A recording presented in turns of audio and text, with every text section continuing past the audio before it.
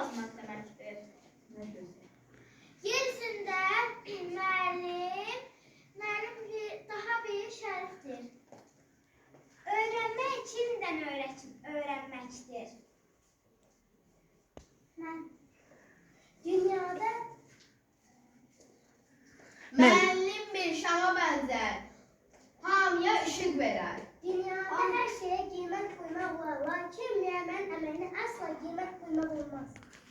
Anam məni bu dünyaya gətirdi, müəlliməm isə bu dünyada səadət yolunu tapmaqda mənə yol göstərdi. Yer üzündə müəllimlikdən başqa şərəfli bir peşə tanımıram.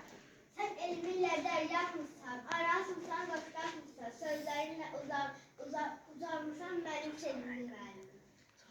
Müəllimlər bir cəmiyyətin gələcəyinin əsas memarları və gerçək qəhrəmanları. Dağ başında ağ qarmısan, allı güllü baharmısan.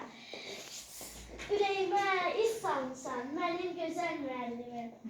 Nə gözəl. Növbətim. Ən parlaq ulduzdur, nur saçan aydır. Dalğalı dənizdir, ləpəli çaydır. Ömürlərə parlanan paydır. Safdır, müqəddəsdir müəllimim.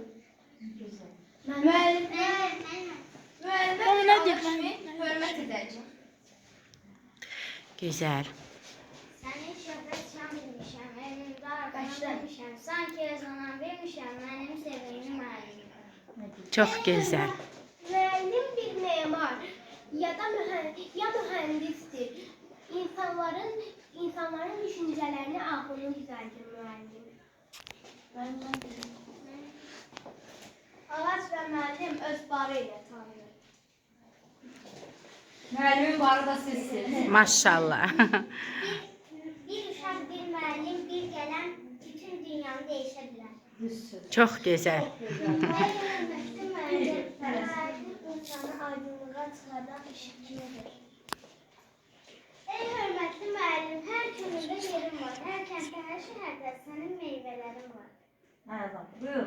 Müəllimin burada yerdə gözlüklər. Aha. Hı-hı. Sonra varsa buyur. Müəllimi olmayan millət adına layiq deyil. Eyvallah, buyur. Müəllim səmada doğan günəşə bənzər, qaranlığa nur saçar və yanar. Müəllimə, biz hallar günəşdir, o sənəndir, xeyirxah əməldən o dönəndir. Əgər dindirməsən o dinəndir, dinəndə alovdur, otdur müəllim. Ay maşallah. Bir müəllim ədəbiyyat hökmündən insandır. Eyvallah. Əbədiyyətə. Kimsə qaldı? Kənan. Öyrətmək yenidən öyrənmək. Öyrətmək yenə də öyrənmək. Gözlərinə baxanda hisslərinin çox olduğu, Allahın ən yaxşı sirdaşlarını. Müəllimlər günü mübarək, əziz hörmətlər. Çox sağ ol. Mənə Kənan.